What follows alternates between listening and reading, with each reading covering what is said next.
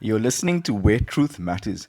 Now, in part one of this teaching, I spoke of how New Age teachings are significantly diverging from the core Christian beliefs and doctrines, and how it's presenting both theological and existential challenges to the faith. I want to speak of how it is essential for us as Christians to be equipped with a clear understanding of our beliefs, and this is in order to discern and reject teachings that contradict the truth of Scripture.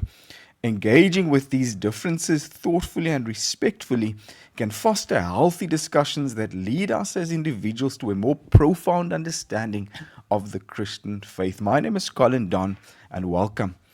I want to speak now about how New Age practices are posing several dangers for the church and its congregants. And I want to list a few reasons why New Ageism is a great threat. Firstly, there's theological relativism. Now, this is a blurring of truth because New Ageism often promotes the idea that all belief systems are equally valid, which undermines the objective truth claims of Christianity. This relativism can lead to confusion within the church and weaken members' conviction about the unique truth of the gospel. Then, New Ageism will often compromise our core beliefs. There's always a reduction of Jesus' role.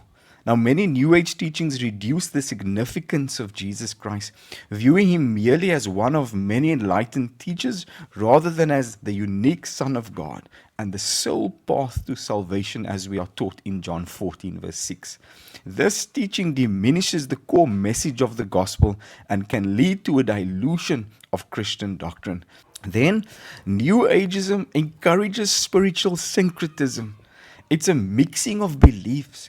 New Ageism encourages the blending of various spiritual practices and ideologies, potentially leading to a form of syncretism that where biblical Christianity is mixed with elements of Eastern religions or mysticism or even occultic practices.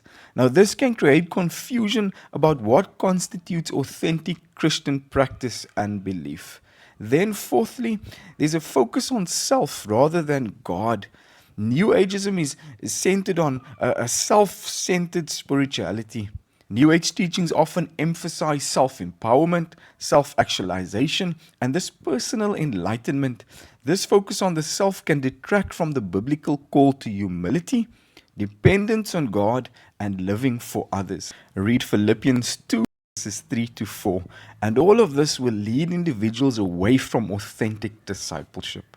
Then another reason why New Ageism is dangerous is because it will create vulnerability to deception. There will always be spiritual deception. New Age practices can open individuals to spiritual influences that are not aligned with the teachings of Scripture. Encouraging practices like meditation or channeling, this can expose participants to occultic or even deceptive spiritual experiences that lead Christians or people away from biblical truth. Then it's dangerous because of moral ambiguity. There's always subjective morality, as I explained in part 1. New Ageism often espouses a moral relativism that suggests moral truths are subjective and can vary from person to person. I'm sure you see why this is dangerous. This undermines the absolute moral standards proposed in Scripture or in the Bible, and it leads to potential ethical confusion and compromise within the church community. Another reason why New Age teachings are dangerous is because it will erode the community and accountability within the church community. There's always going to be isolationism. This individualistic nature of many New Age beliefs can lead people to prioritize personal spiritual experiences over communal worship and accountability. Now, this can erode the sense of community, and community, as we know, is essential for the mutual support that it brings in this faith, or the Christian faith, and also for the collective growth, as we see in Hebrews chapter number 10.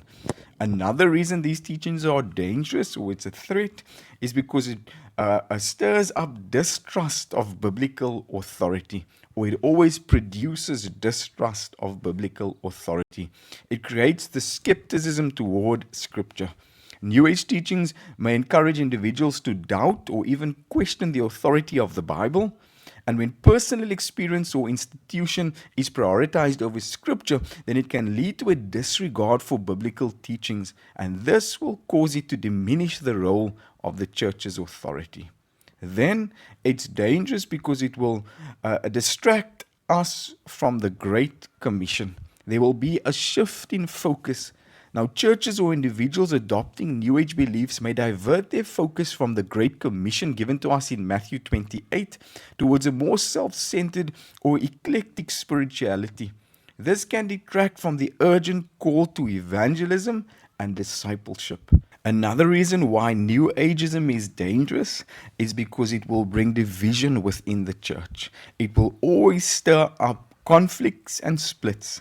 The introduction of New Age beliefs may lead to significant divisions within congregations, with some members embracing these teachings while others adhere strictly to traditional Christian doctrine. This discord can disrupt unity and mission within the church community. And so New Ageism, in closing, poses a multifaceted danger to the church by challenging core theological truths, by encouraging syncretism, by shifting focus from God to self, and fostering an environment where spiritual deception can thrive. Now, to effectively combat these dangers, churches must remain rooted in sound doctrine. Churches must encourage critical thinking and actively discipline members in understanding and defending their faith based purely on Scripture.